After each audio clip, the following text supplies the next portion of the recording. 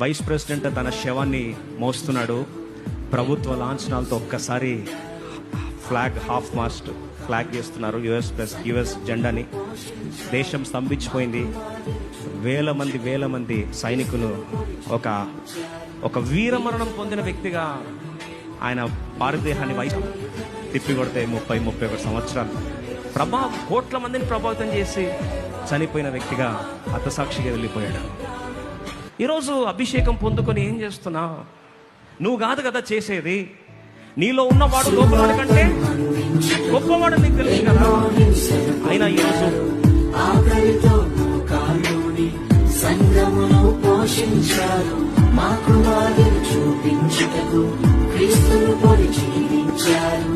మీ జత పరివారమే మేము, మీ జాడలో ఇక నడిచిన పని దైవమును నిలిచిన